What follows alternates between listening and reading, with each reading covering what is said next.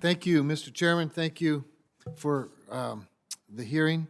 Thank you, Dr. Call, and thank you for our discussion a couple of weeks ago. I enjoyed it very much and look forward to more of them.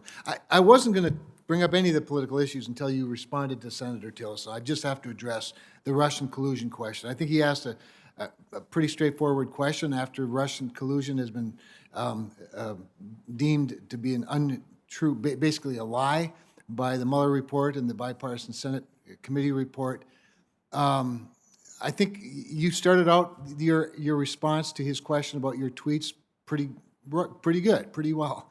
You said that they were a reflection of media reports at the time. I just wish you would have continued to say, now that the media have been proven to be liars, I no longer believe that, rather than trying to rationalize it by changing the definition of collusion. But I want to get into some policy things, so I'm not going to spend a lot of time there. You can respond later, but I do want to piggyback a little bit on what Senator Rounds was asking you about. You and I talked about the importance of the triad, not a dyad, but the importance of the triad. And I appreciate your personal view that the triad is important, and both in the past and going forward. But I want to be real clear. Do you believe that the Minuteman III can continue to be serviced? As you know, these are decades-old weapons systems, and can the life continue to be extended without some consequence? So my knowledge of the life extension programs on the Minuteman III is 4 years old.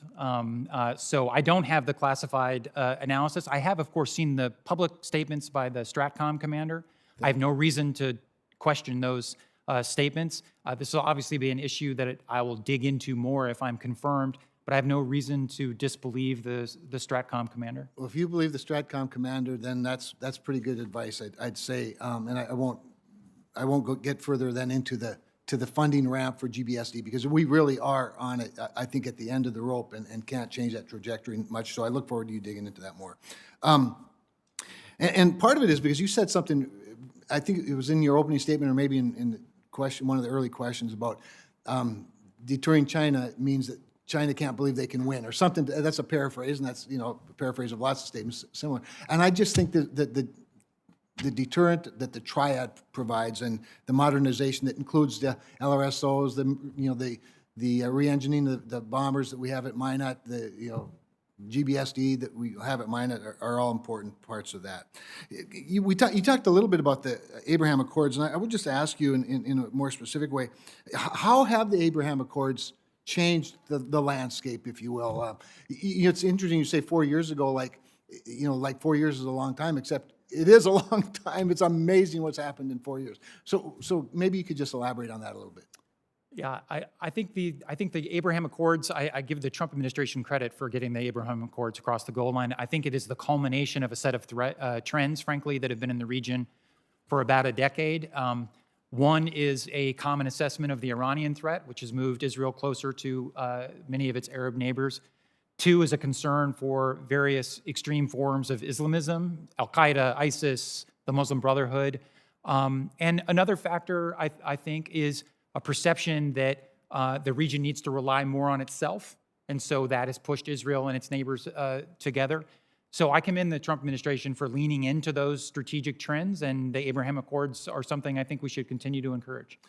Thank you. Now, one more thing, because I've really, again, I've enjoyed this very much, this discussion today, especially in the honest policy disagreements. And I really appreciated your answers to Senator Shaheen about Nord Stream 2.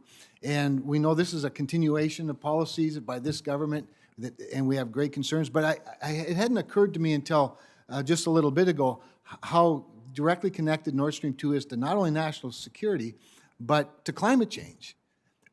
And I would like you to, if you could, speak just a little bit on a good alternative to Russian oil to our European allies, and that might be American LNG, which is produced and delivered with about 46% lower emissions, greenhouse gas emissions. So it both is, as I said, a national security benefit as well as a greenhouse gas emissions benefit. Well, Senator, obviously, I'm not an environmental expert or an expert on LNG. I do think there's a good argument that LNG is an important bridge fuel to a more carbon neutral fuel mix or energy mix. But I'd have to look into the issue more to give you a better answer.